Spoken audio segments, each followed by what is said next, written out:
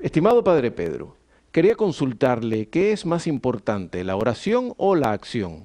Yo creo que se debe de tener un balance, pero es una discusión que he tenido con un hermano que me decía que es más importante la oración. Saludos, Juan Pablo Martínez, Argentina. Juan Pablo, gracias. Pregunta interesante y qué bueno que estén haciendo estas preguntas tan interesantes porque realmente nos ayudan a todos pues, a obtener una perspectiva mucho más clara de Dios y lo que Dios quiere para nosotros. ¿Qué sería más importante, la oración o la acción? Parece que los dos son igualmente importantes, pero sin embargo podemos decir sin lugar a dudas que la oración es más importante. Si nosotros vamos al Evangelio según San Lucas, el capítulo 10, versículos 38 en adelante nos habla de dos mujeres que atendieron a Jesucristo cuando Jesucristo vino a la casa de ellos. Una era Marta y otra María, hermanas de Lázaro, a quien Jesús resucitó entre los muertos. Y nos dice la palabra de Dios que María se sentó a los pies de Jesús para escucharlo, mientras que Marta se pasaba pues preparando las cosas para su almuerzo, para su comida, etcétera. Y llegó un momento en que, pues, Marta se quejó con el Señor y le dijo, Señor, ¿no te importa que mi hermana me haya dejado sola para atenderte? Dile que me ayude. ¿Y qué es lo que Jesús le dice? El Señor le respondió, Marta, Marta, tú andas preocupada y te pierdes de 1000 cosas. Una sola cosa es necesaria, es decir, estar a los pies de Jesús en oración. Y Marta ha elegido la mejor parte y nadie se la quitará. Palabra del Señor. Entonces, la oración es imperativa, es importantísima. ¿Por qué? Porque es a través de la oración que yo comienzo a tener una relación más íntima y estrecha con Jesucristo. Pero la oración me tiene que llevar a la acción. Es decir, la oración me tiene que llevar a ser más y más como Jesús. Si yo voy a estar a los pies de Cristo Jesús en oración, ¿es para qué? Para identificarme con Jesús y para que Jesús se pueda unir más y más a mí, de tal forma que pueda ser como San Pablo, es Cristo Jesús quien vive en mí. Jesús vive en mí de pies a cabeza. Jesús es quien me dirige, quien me guía. Él es el centro de mi vida, Él es mi todo. Puedo llegar a decir eso. Pero ¿cómo lo puedo llegar a decir? Solamente a través de la oración. Pero a medida que yo me uno a Jesús en la oración, a medida que yo permito que Jesús llene todo mi ser de su presencia, entonces, ¿qué es lo que tengo que hacer? Pues hacer lo que haría Jesús, servir a los demás, darse a los demás. Entonces ahí la acción que viene a ser la consecuencia de mis oraciones.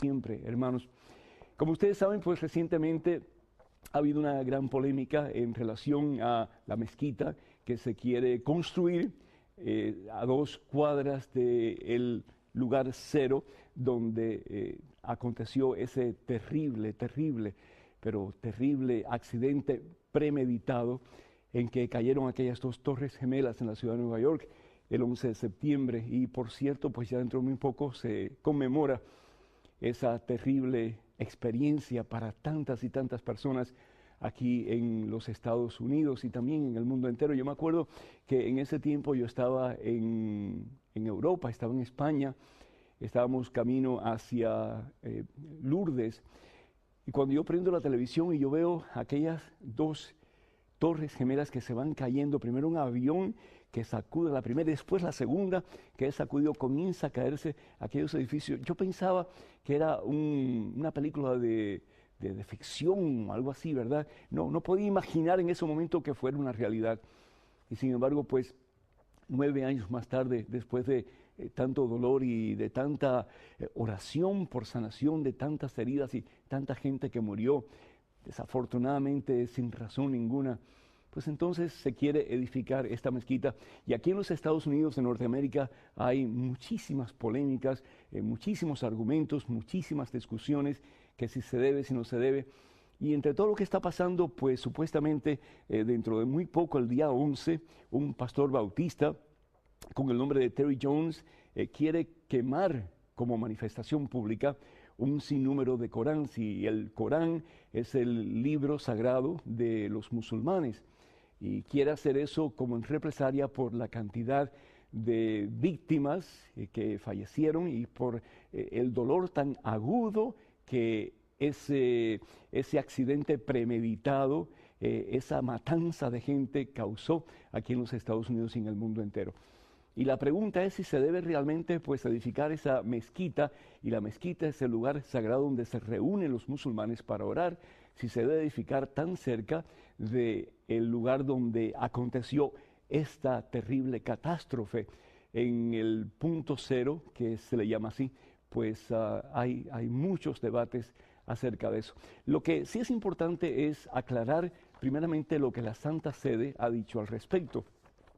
Y la Santa Sede está en contra de que se quemen libros religiosos, y en este caso el Corán. Creemos lo que dice Jesús: violencia engendra violencia. Y cuando nosotros pues actuamos en contra del amor, lo que estamos haciendo es pervirtiendo más la sociedad y haciendo que Satanás siga haciendo de las suyas. Entonces, ahí no está la respuesta, ahí no está la respuesta. Y la Santa Sede, el Vaticano, claramente lo expresa. El violentarse con personas y tomar represalias no solamente con aquellos que han hecho daño, pero con las personas porque sean de creencia musulmana, eso no ayuda en absoluto. Estamos llamados a la unidad, hermanos. Estamos llamados a la reconciliación, estamos llamados al perdón. Y yo sé que es muy difícil, pero tenemos también que como que definir, no todos los musulmanes son malos, no todos los musulmanes estuvieron en el complot para destruir las Torres Gemelas en el 9/11, no todos los musulmanes quieren la destrucción de la humanidad.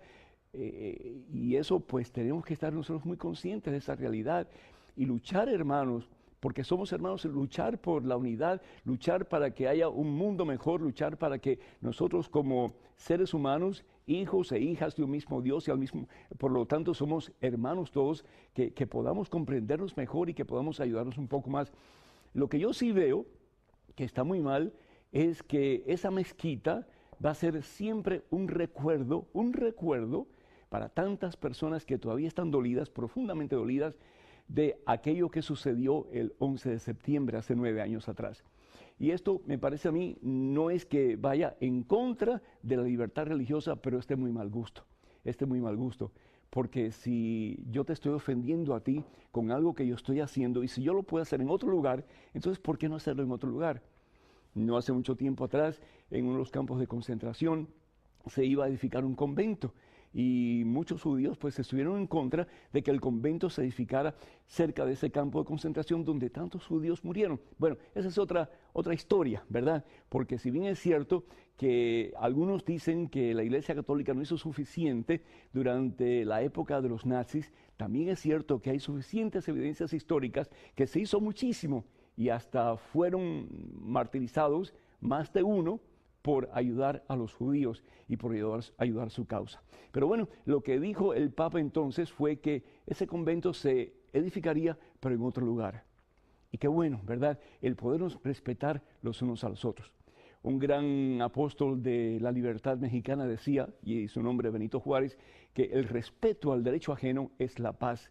Y si bien es cierto que la comunidad musulmana en Nueva York tiene todo el derecho de edificar una mezquita, como también tiene que considerar el dolor de los norteamericanos y tratar de pensar en la posibilidad de otro lugar.